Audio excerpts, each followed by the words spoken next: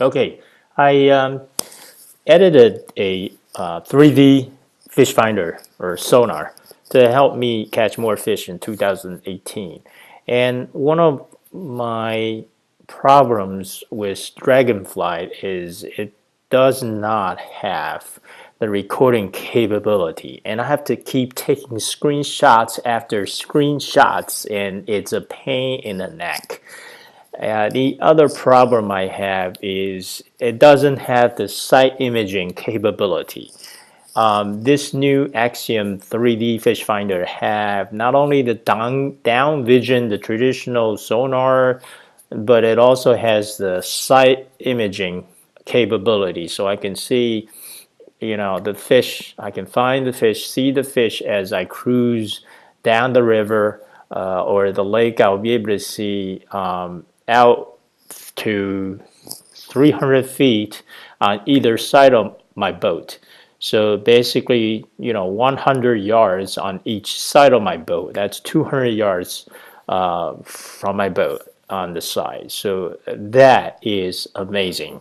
And the other thing is it's going to be displaying the sonar in 3D, and because I edited a 9 inches big screen, well, bigger than the 7 inches, so I can have multi screens display on the same screen, meaning I can have the 3D imaging, I can have the side imaging, I can even have the chart, navigation chart on the same screen.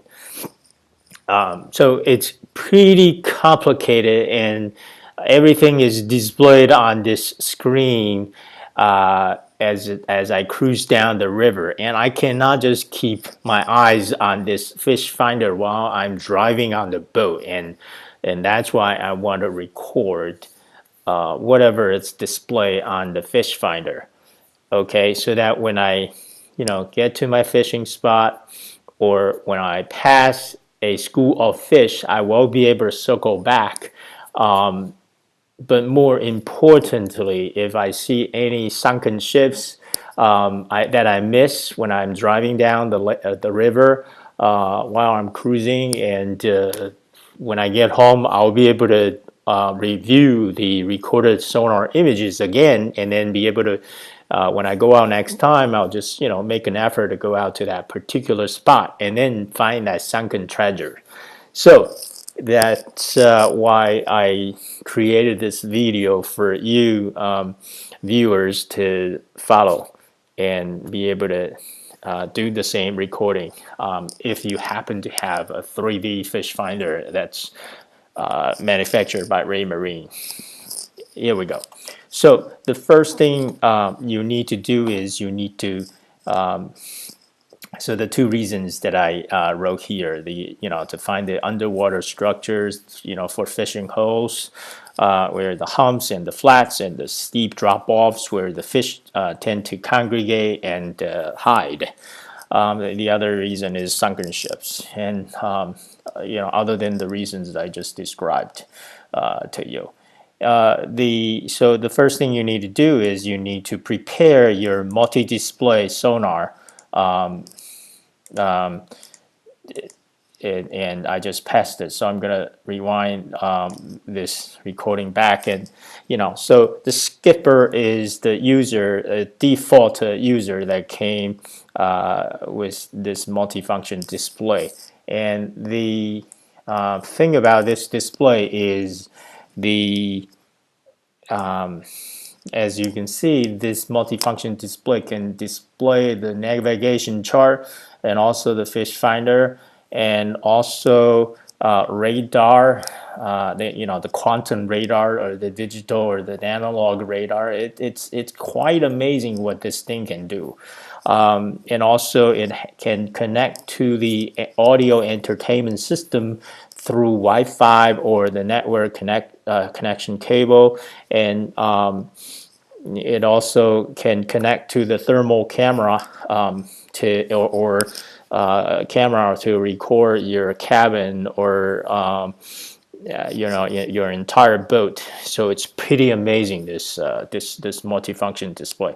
But all I'm concentrating is the fish finder and the navigation chart. These two are the primary reasons or functions that I'm looking for from this fish finder. So the first thing you do is, once you hook it up and you set up, and you want to choose settings. And once you choose settings, screen is going to move on to the next screen, which you're going to see the settings. Inside the settings, you have the getting started, and you have the boat details, you have the units, this display, autopilot. Yeah, that's right. The other thing that this multifunction display can do is display the autopilot to show your bearing, to show your heading. It's quite amazing.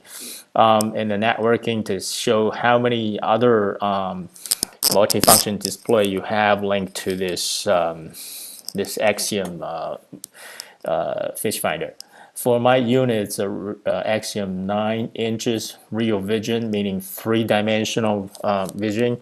And so the next thing you want to choose is, you want to choose this display after you choose the setting. So once you're in the settings screen, you want to choose this display. Once you're in this display, the next thing you want to do is, you want to come down to here where it shows the Wi-Fi sharing. You want to enable or click this icon. If it's not clicked, it should be clicked, to allow the device to connect via Wi-Fi. And the next thing you want to do is, you want to choose this configure, the Wi-Fi connection settings configure. So once you click this configure, it's going to bring you to the next screen where you are going to change, if you choose to change the Wi-Fi name as well as the password of the Wi-Fi of this multifunction display. So I chose to change the display from Raymarine whatever to Axiom 9, and also I changed the passphrase to snakecat. And don't mess around with this Wi-Fi channel. It's a number 6. Even if it's changed to 5, you can change it to 5 if you want to, but don't bother, because when you go to the iPhone and set up the Wi-Fi connection, it won't recognize this Wi-Fi name, Axiom 9. So remember the passphrase and also the Wi-Fi name you changed to, because you're going to be using it when you see here. So I type in the snakeheads, and then you can click this show character, so you can know what password or phrase you are using for this Wi-Fi name and passphrase. And then once you're done, you hit save right over here, the save button, and then you just come out and go to your iPhone, and you want to go into your iPhone settings, and then you will see your name, the Apple ID, whatever, and you want to click this Axiom 9 to join the network. And let's see, oh, it's going too fast. What's going on here? Here we go. So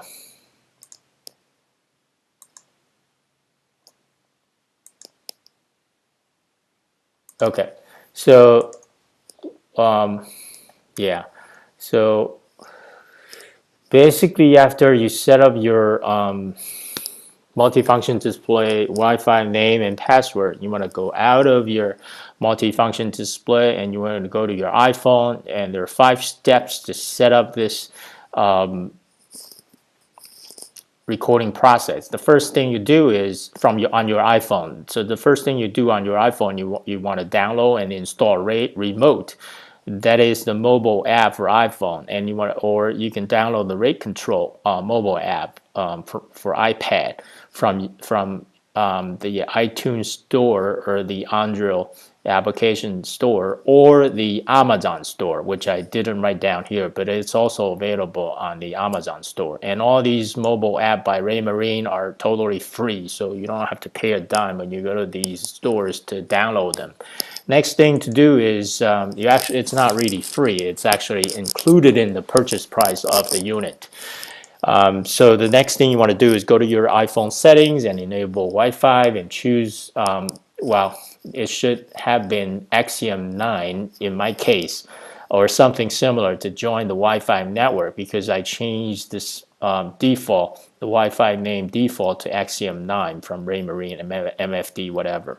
And then you open the appropriate application that you downloaded earlier, whether it's Raymarine Remote for iPhone or Raymarine Control for iPad. And you can now open the Ray Remote or Ray Control to view the sonar screen.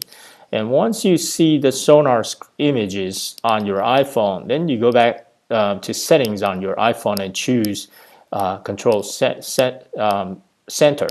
And so number of steps 4 and 5 are basically trying to call out this screen recording application that came with your iOS operating system 11, which is the most recent iOS system for iPhone.